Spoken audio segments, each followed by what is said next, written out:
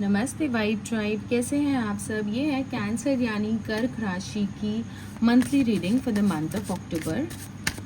चलो देख लेते हैं क्या आ रहा है आपकी तरफ। ये एक ओवरऑल रीडिंग है। सो हम यहाँ पर आपका करियर, आपका रिलेशनशिप, मनी, बिजनेस, फैमिली, जो भी चीज़ें हैं मुझे डिवाइन बताएगा। I will tell you. Okay, all right. Good news से शुरुआत होने वाली है आपकी। ओके, लेकिन यहाँ पे ये क्या हो रहा है आपके साथ। आप बहुत ही ज़्यादा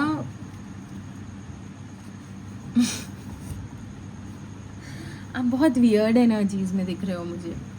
आप रूड नज़र आ रहे हो, आप आइसोलेटेड नज़र आ रहे हो। आपकी तरफ कोई अगर अप्रोच कर रहा है तो आप अपने डोर्स शट करते नज़र आ रहे हो। ऐसा मत करो आप, सबसे पहले बहुत इम्पॉर्टेंट है। चलो पहले मैंने जो बोला उसको इलैबोरेट करती हूँ। आपकी तरफ कोई गुड न्यूज़ आने वाली है एंड ये शुरुआत के 8 दिनों में होगा। First 8 days of October are going to be really good for you.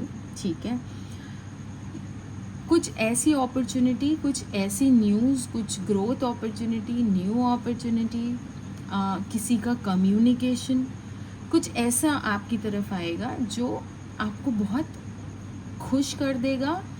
But आप उस चीज़ को समझ नहीं पाओगे। आपको लगेगा कि चलो this has happened, I am happy with that, now what next.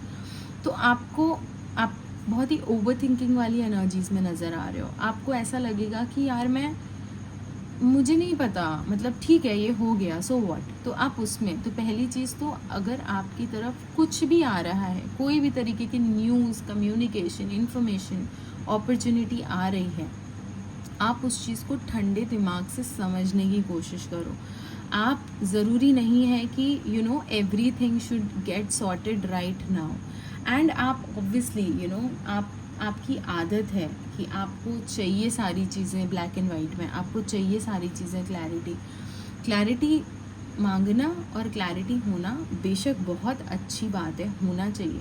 But कई बार ऐसा होता है कि हमें एक्सेप्ट करना चाहिए सामने से क्या हमारी तरफ आ रहा है, हमें उस चीज़ को एक्सेप्ट करना चाहिए। जैसे कि कहते हैं ना, प्रसाद आ रहा है तो प्रसाद में नखरे नहीं करते हैं। तो यूनिवर्स की तरफ से अगर कोई अपॉर्चुनिटीज़, कोई साइन, कोई कम्युनिकेशन आ रहे हैं, जैसे सपोज़ आपके एक्स आपको कम्युनिकेट कर लें आउट ऑफ नोवेयर, तो अगर ऐसा कुछ भी हो रहा है तो आप उस चीज़ को रेजिस्ट मत करो, आप उस चीज़ को क्रॉस क्वेश्चन मत करो, डाउट मत करो, जस्ट लेट इट हैपन। मतलब आपको रेजिस्टेंस नहीं क्रिएट करना है, क्योंकि आप रेजिस्टेंस वाली एनर्जीज़ में हो इस वक्त। तो अक्टूबर में जब कुछ चीज़ें आगे बढ़ेंगी, जब आपकी तरफ कुछ अच्छा होगा, तो डू नॉट रेजिस्ट। ठीक है, और देख लेते हैं क्या आ रहा है। देखो, मैं बोल ही रही हूँ कि आपकी तरफ कुछ आता हुआ नज़र आ रहा है। इस कार्ड के साथ मुझे ये समझ आ रहा है कि it is something related to your personal life. अब ये हो सकता है कि या तो आपकी नो कॉन्टैक्ट सिचुएशन चल रही थी, आपकी रिलेशनशिप में कुछ इश्यूज चल रहे थे, या फिर आपका कोई पैशन प्रोजेक्ट, आपका कोई प्रपोजल, वर्क रिलेटेड प्रपोजल, आपका कोई idea, something like that was pending.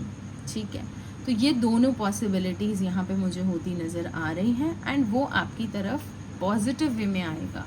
मतलब वो चीज़ जो भी, चाहे वो पर्सन कम्युनिकेट करे, चाहे वो आपके प्रोजेक्ट से रिलेटेड हो, वो कम्युनिकेशन बहुत पॉजिटिव होगा, वो आपको एप्रिसिएशन लेकर आएगा।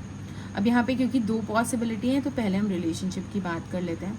अगर आपके पर्सन आपको कम्युनिकेट करते हैं, ठीक है, तो वो आपको एफर्ट भी आपकी तरफ लगाएंगे इस रिलेशनशिप को बेहतर बनाने में। लेकिन कहीं ना कहीं आपके पर्सन को ये डाउट है कि आप रेडी नहीं हो, या आप रेजिस्ट कर सकते हो, या आप बहुत कोल्ड एनर्जीज़ में हो, आप फाइट कर सकते हो, आप नेगेटिव बिहेव कर रहे हो। उसकी वजह से हो सकता है जो आपके पर्सन है वो एग्जैक्टली जो आपसे बात करना चाहते हैं वो ना करें। हो सकता है वो आपसे कुछ घुमा फिरा के बात करें, या इनडायरेक्टली बात करें, या कुछ जनरल टू द पॉइंट ऐसे बात करी एंड देन थोड़ा टाइम निकालने के लिए just no contact situation break करके शांत हो गए। ठीक है, ये सिचुएशन होती नज़र आ रही है आपके साथ अक्टूबर में। अगर ये किसी पैशन प्रोजेक्ट के लिए है, कोई प्रपोजल आपने भेजा था, किसी को कुछ आइडिया दिया था, या कोई फाइल आपने भेजी थी, कोई प्रेजेंटेशन बनाया था, something like that which was pending, जिसका रिजल्ट नहीं आ रहा था, तो उसका रिजल्ट आता नज़र आ रहा है एंड वो रिजल्ट पॉजिटिव होगा. So this is something really good. आपको लाइक करना चाहिए तुरंत वीडियो को और सब्सक्राइब करना चाहिए to claim the good energies. और देख लेते हैं क्या आ रहा है आपकी तरफ.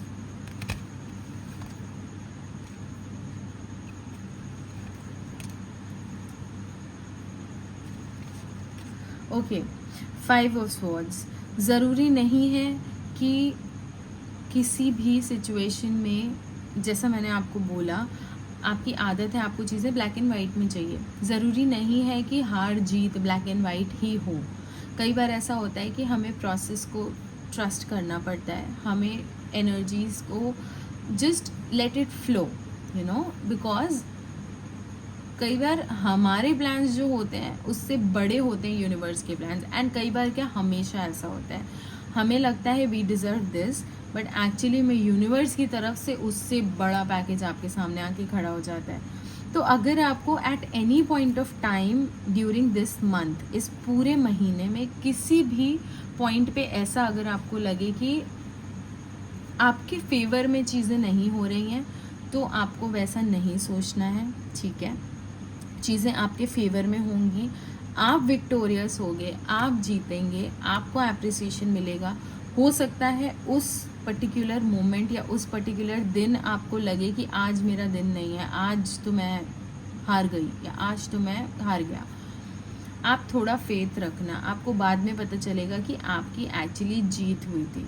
ठीक है, तो आपको बिल्कुल भी डिसहार्टन नहीं होना है. आपको ये हर्मिट एनर्जी से बाहर निकलना है, ये भी एनर्जी में नहीं रहना है, आपको किंग ऑफ स्वॉर्ड एनर्जी में भी नहीं रहना है. क्योंकि कई बार ऐसा होता है कि आप इतना ज़्यादा कड़वा बोल जाते हैं, आप इतना ज़्यादा बुरा कह देते हैं, आपको लगता है आपका इंटेंशन ख़राब नहीं था, बट एक्चुअली में आप ऐसा बोल जाते हैं कि सामने वाला बुरा मान जाता है. और ये सिर्फ पर्सनल नहीं, प्रोफेशनल लाइफ की भी बात है, ये आपके कज़न्स के साथ भी बात है, ये आपके फैमिली में आपके पेरेंट्स, आपके सिबलिंग्स के साथ भी बात है, फ्लैटमेट्स हैं तो उनके साथ भी. तो आपको थोड़ा सा अपनी वॉइस पे, अपनी वर्ड्स पे कंट्रोल रखने की ज़रूरत है. Don't be sarcastic, don't be cold. ज़रूरी नहीं है कि यू नो मैं तो सच बोलूँगा भले ही सामने वाले को अच्छा लगे या बुरा लगे. कई बार इस चीज़ से बाहर निकलना चाहिए एंड स्पेशली इस मंथ बहुत ज़रूरी है आपके लिए.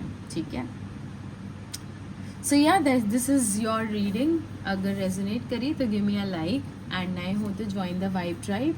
मैं बात करती हूँ आपसे अपने अगले वीडियो में. Till then take care and all the best.